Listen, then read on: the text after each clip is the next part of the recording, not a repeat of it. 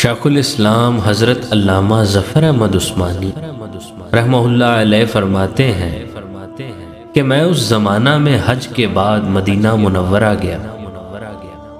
ہم لوگوں نے کھانا کھانے کے بعد دسترخوان کو لے کر ایک ڈھیر پر جاڑ دیے تاکہ روٹی کے بچے ٹکڑوں اور ہڈیوں کو جانور کھا جائیں۔ تھوڑی دیر کے بعد جب میں اپنے کمرے سے باہر نکلا تو یہ دیکھ کر حیران رہ گیا کہ ایک خوبصورت 9 سال کا بچہ ان ٹکڑوں کو چن چن کر کھا رہا ہے۔ مجھے سخت افسوس ہوا۔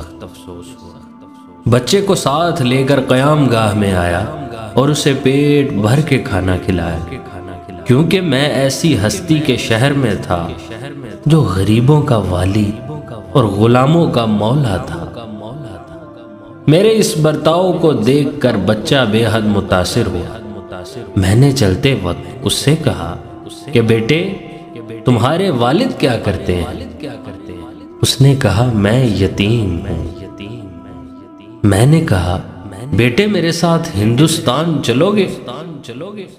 وہاں میں تم کو اچھے اچھے کھانے کھلاؤں گا، عمدہ عمدہ کپڑے پہناؤں گا، اپنے مدرسے میں تعلیم دوں گا۔ جب تم عالم فاضل ہو جاؤ گے تو میں خود تم کو یہاں لے کر آؤں گا اور تمہیں تمہاری والدہ کے سپرد کر دوں گا۔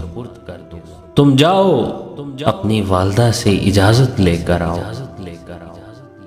لڑکا بہت خوش ہوا اور اچھلتا کودتا اپنی والدہ کے پاس گیا۔ وہ بیچاری بیوہ دوسرے بچوں کے اخراجات سے پہلے ہی پریشان تھی۔ اس نے فوراً اجازت دے دی۔ بچہ فوراً آیا اور مولانا کو بتایا کہ میں آپ کے ساتھ جاؤں گا۔ میری ماں نے اجازت دے دی ہے۔ پھر پوچھنے لگا کہ آپ کے شہر میں چنے ملتے ہیں؟ مولانا عثمانی نے بتایا یہ ساری چیزیں وافر مقدار میں تمہیں ملیں گی۔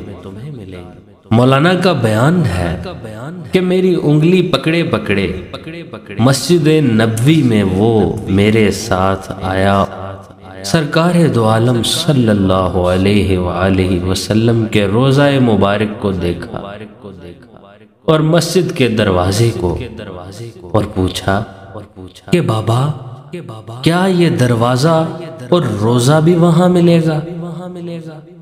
میں نے اس سے کہا کہ بیٹا اگر یہ وہاں مل جاتا تو میں یہاں کیوں آتا؟ لڑکے کے چہرے کا رنگ بدل گیا۔ میری انگلی چھوڑ دی۔ بابا تم جاؤ، اگر یہ نہیں ملے گا تو میں ہرگز اس دروازے کو چھوڑ کر نہیں جاؤں گا۔ بھوکا رہوں گا، پیاسا رہوں گا۔ اس دروازے کو دیکھ کر میں اپنی بھوک اور پیاس بجھاتا رہوں گا، جس طرح آج تک بجھاتا رہا ہوں۔ یہ کہہ کر بچہ رونے لگا اور اس کے عشق کو دیکھ کر میں بھی رونے لگ گیا۔